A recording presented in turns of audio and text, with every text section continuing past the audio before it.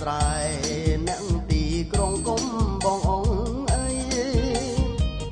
ចូលឆ្នាំ3ថ្ងៃយើងជួបជុំគ្នាសូមជូនពរជ័យបវរសុខសួស្តីអត់ឆ្នាំចាំងផ្លាឆ្នាំថ្មីគ្មានភ័យរគីសូមបានសុខចាផុតទុកទ្រពធនហួយសូមជោគជ័យដូចជាខែមរាទូឆ្ងាយចិត្តនេះសមុទ្រផុតយើងមេឃឆ្ងាយអនាគដូចនៅចិត្តគីកិនអរាជាកូនខ្មែរមិនភ្លេចទេពូជពងសាវតា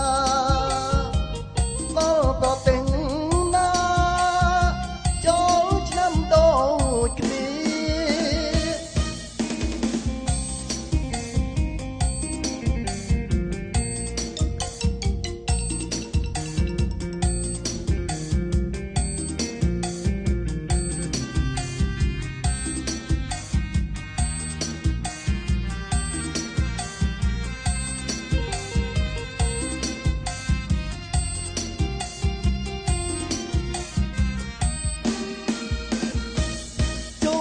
ថ្មី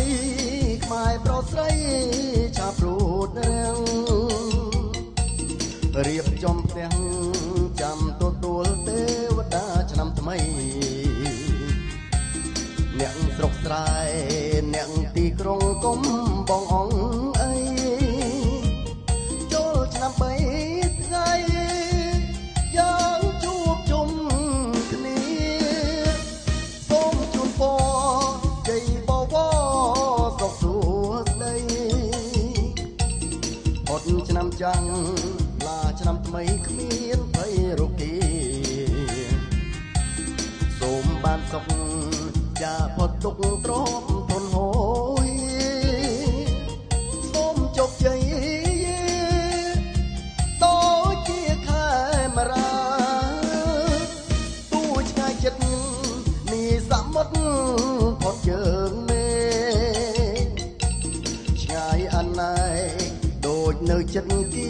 កិនអរាជាកូនខ្មែរមិនភ្លេចទេពូជពងសាវតា